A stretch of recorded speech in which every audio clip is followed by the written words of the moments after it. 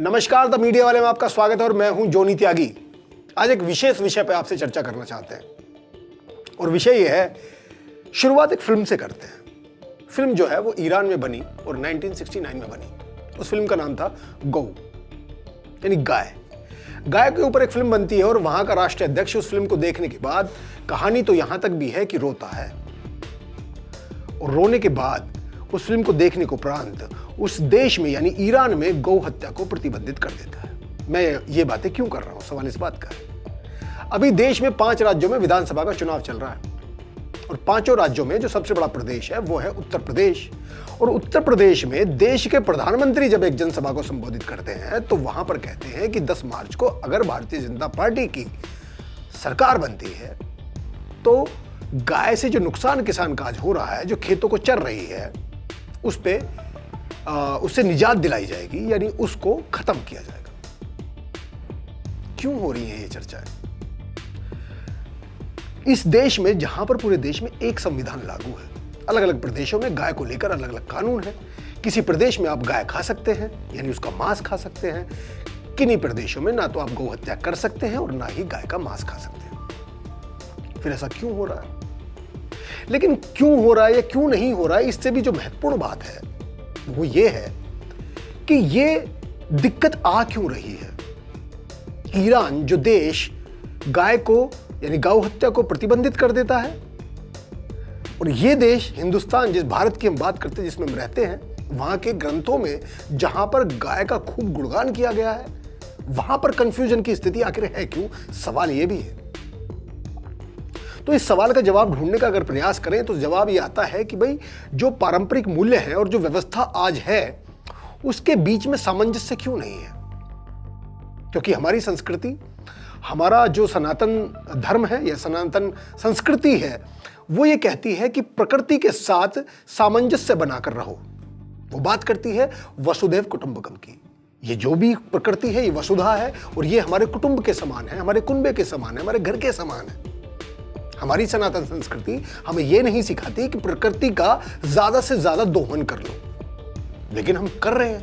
और क्यों कर रहे हैं, इसका जवाब ढूंढने का अगर प्रयास किया जाए तो पता यह चलता है कि जो हमारी व्यवस्था आज इस देश में चल रही है, यह व्यवस्था पश्चिम के लोगों ने बनाई, यानी अंग्रेजों ने बनाई, और उनका इस प्रकृति से कोई सरोकार उतना नहीं है, यानी वसुधैव कुटुंबकम को वो लोग नहीं मानते हैं।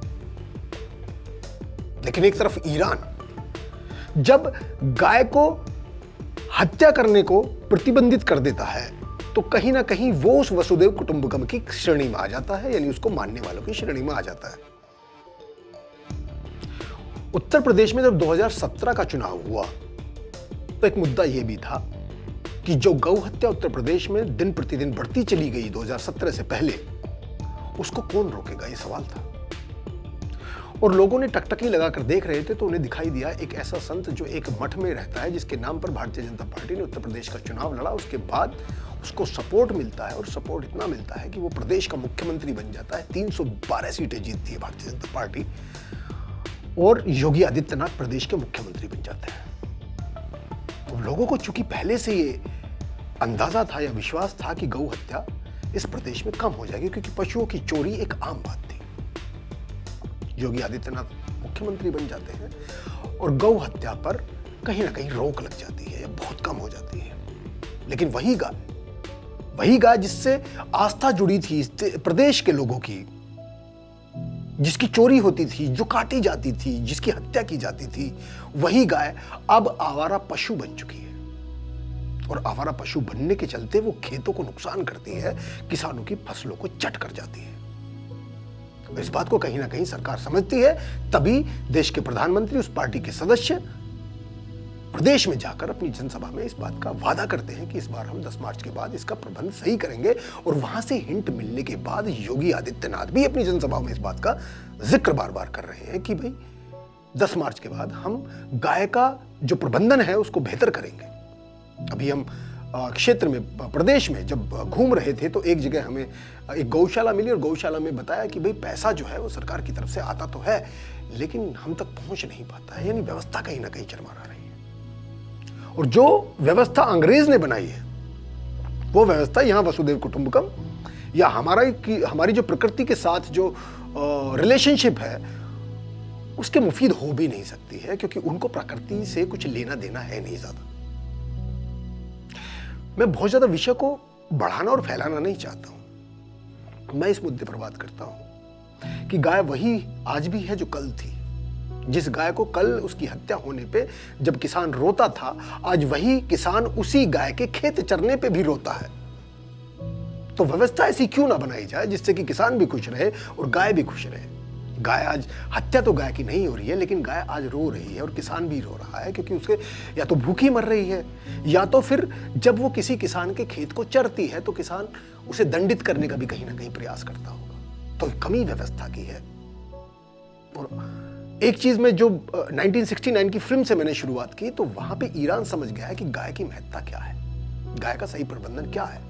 जो गौ फिल्म बनी उसमें एक नायक है, और नायक जो है अपनी गाय से बहुत प्रेम करता है, प्यार करता है। जब गाय मर जाती है तो मरने के उपरांत वो गाय जैसा बिहेव करने लगता है, गाय बनने का प्रयास करने लगता है, और अपने गले में एक रस्सी बांध लेता है, उसे खूंटे से बांध देता है, गाय की तरह चीख, मतलब रंभाना, उसे जो लोकल शब्द उसमें बोलते हैं वो करने लगता है, गाय की तरह व्यवहार करने लगता है। गाय, गांव के लोग सोचते हैं कि ये पशु हो गया है, ये बीमार हो गया है, इसको डॉक्टर के पास लेके चलते, शहर लेके जाते हैं। तो टीला होता है, टीले के पास जाके वो आदमी रुक जाता है, फिल्म का नायक, और लेट जाता है कि यहां से आगे मैं नहीं जाऊंगा। उसकी गाय भी ऐसा ही व्यवहार करती थी।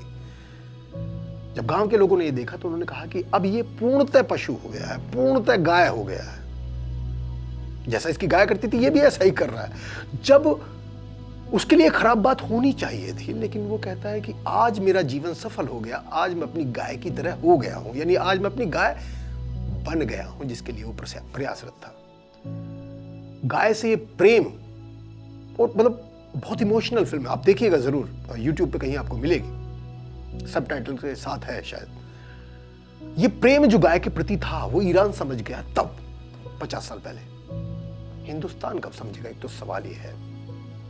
और दूसरा सवाल ये है कि अगर गाय को आपको हत्या से रोकना है कि उसकी हत्या ना हो, तो उसका सही प्रबंधन करना भी आपकी जिम्मेदारी बन जाता है, सरकार चाहे किसी की भी। और तीसरी जो सबसे महत्वपूर्ण बात है वो ये है कि जब बाबर इस देश में शासन जिसने किया, जब वो बाबरनामा लिखता है, तो अपने आने वाले शासकों को ये हिदायत देता है कि अगर आपको इस देश में शासन करना है तो आपके लिए पहली शर्त यह है कि आप गौ हत्या को प्रतिबंधित कर दें। यह बात बाबर को भी समझ में आती है, यह बात ईरान को भी समझ में आती है आज से 50 साल पहले। लेकिन सवाल इस बात का है कि हिंदुस्तान इस बात को कब समझने वाला है। बहुत बहुत धन्यवाद।